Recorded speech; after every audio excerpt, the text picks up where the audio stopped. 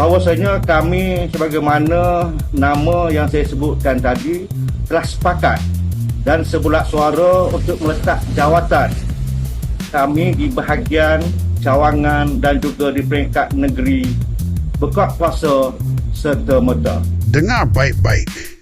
Masalah bersatu ini tak habis-habis. Pertama, kegagalan kepimpinan tertinggi parti menyelesaikan isu melibatkan rakan komponen dalam Perikatan Nasional sehingga membawa kepada perpecahan yang tidak boleh lagi dibaiki.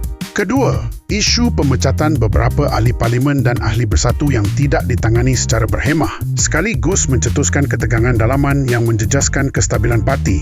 Ketiga, terlalu banyak keputusan penting parti dipengaruhi oleh kelompok tertentu dalam kepimpinan pusat sehingga mengehadkan ruang pandangan daripada pemimpin di peringkat akar umbi.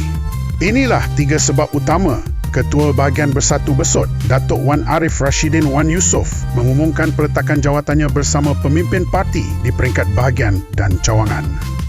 Pengumuman yang dibuat dalam satu pertemuan khas itu turut disertai timbalan Ketua Bahagian dan beberapa pimpinan lain yang menyatakan keputusan tersebut berkuat kuasa serta-merta. Menurut Wan Arif, tindakan itu dibuat selepas mereka hilang keyakinan terhadap cara pucuk pimpinan pusat mengendalikan pelbagai isu yang melanda parti sejak kebelakangan ini. Bagi meneruskan usaha membela rakyat, khususnya di daerah Besut, kumpulan tersebut memutuskan untuk menyokong gerakan Reset yang diasaskan oleh Datuk Seri Hamzah Zainuddin.